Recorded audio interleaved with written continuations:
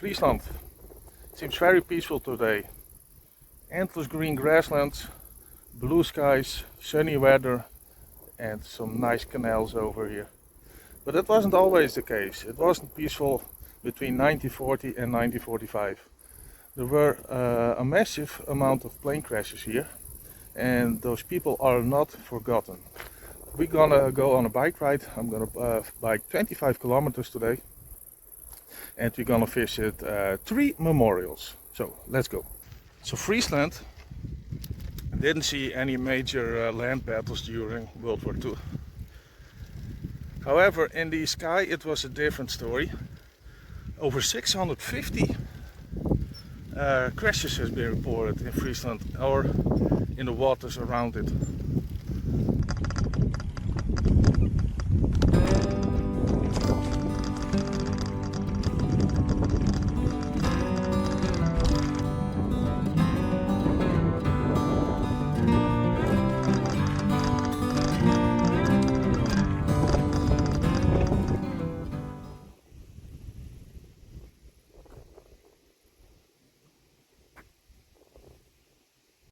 Here behind me stands a propeller. It's a silent witness of the tragedy which unfolded above the skies here in Friesland.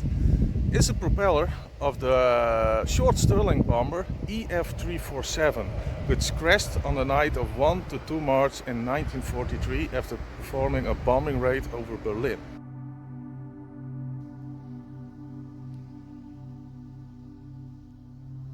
The names and ages: 26, 21, 30, 26, 19, and they're buried here on this little cemetery.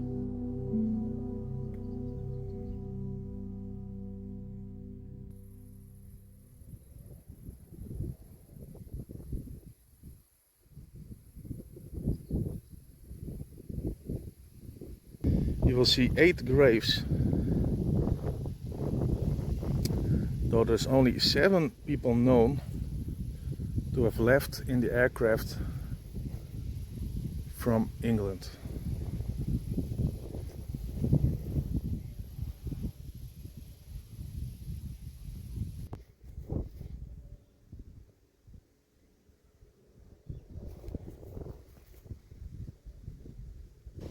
There have been 650 crashes above Friesland and surrounding waters in World War II.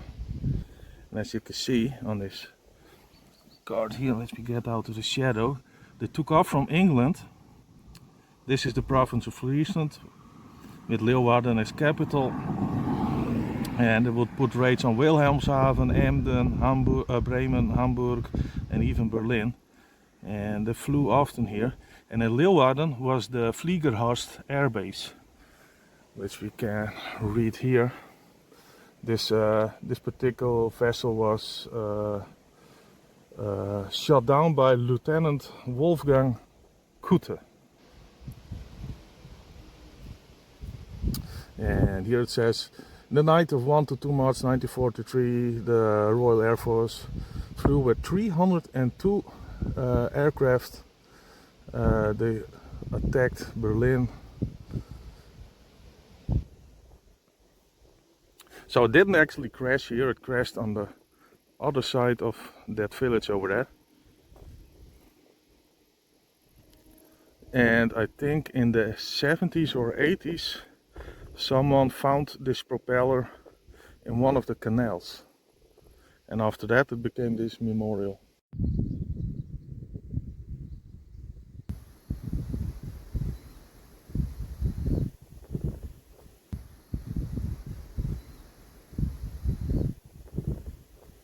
So this is one of the visual more impressive monuments, and it's hard to miss when you pass by on this road. There's tons of others, however, which if you don't know it, you wouldn't notice it. So let's continue my bike journey. It's parked over there, and see what else we can find.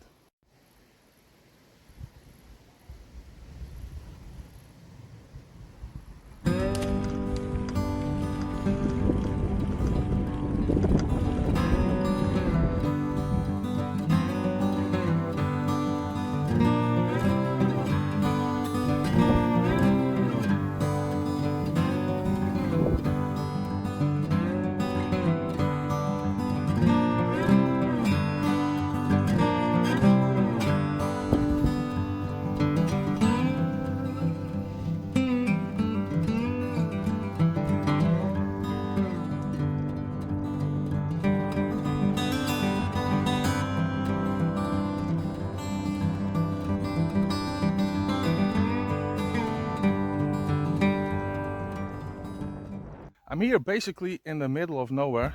Oh my god, sunny. And we're arrived at the second crash site. This is my setup, by the way. The bike and my Insta360, which is a piece of crap, by the way, because I can no longer record in basically 1 minute because it freezes all the time and otherwise it would corrupt your data. So Insta360, please sponsor me for a new one. Anyway, we're here at a memorial board somewhere in this area. There was the first crash on Frisian soil in the war, and it was a Wellington R1397 on 25th of July 1941. The bomber of the British Royal Air Force crashed here, and as you can see, this was the flight path. They took off on Elsham Wolds Air Base, attacked Emden, and on the way back, let's see if we can find it, again attacked by a night hunter, experienced German pilot Helmut Land. After the crash, a fire broke out and identification of the remains was impossible. They were put in a grave in Leeuwarden, and for 70 years no one knew their names. The Stichting Missing Airmen Memorial Foundation, after hard work and dedication, finally figured out their names, they matched their dates, and finally the airmen were given a date or a name, and the families finally knew what happened.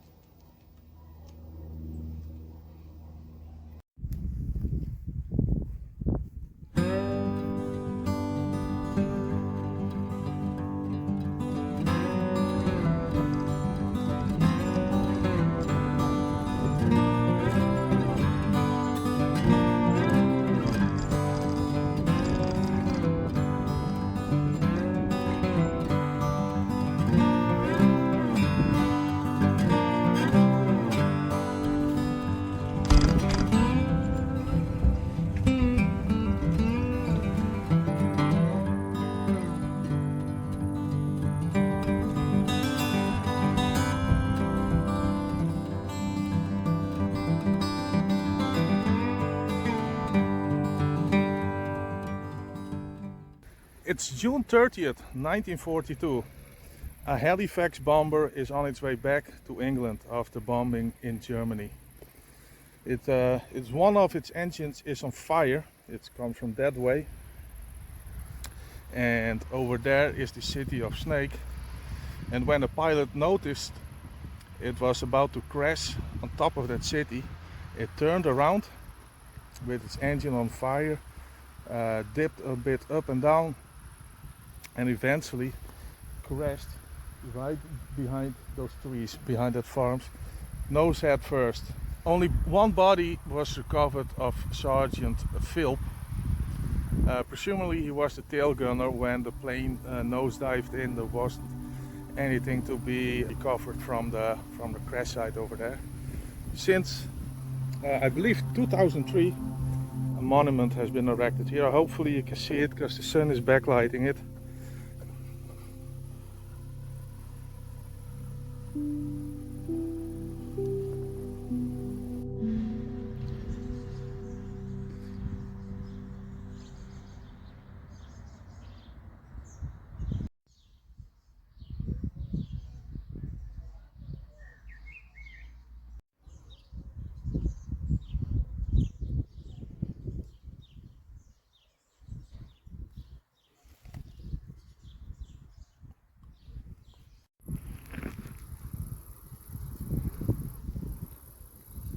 I'm biking for almost 3 hours now. I kind of underestimated how much time it took to take some footage.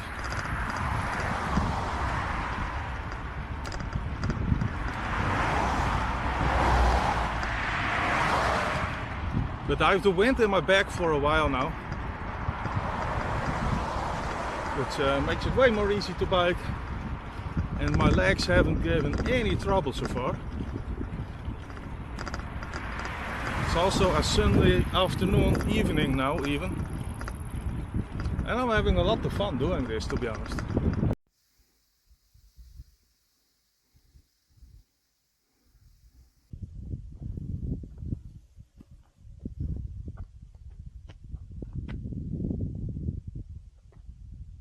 If you enjoyed this video, please drop a like and subscribe to see more. Leave a comment to help me to fight the YouTube algorithm here, and share this with your friends or groups who you think are interested. I would really appreciate it. I see you in the next one.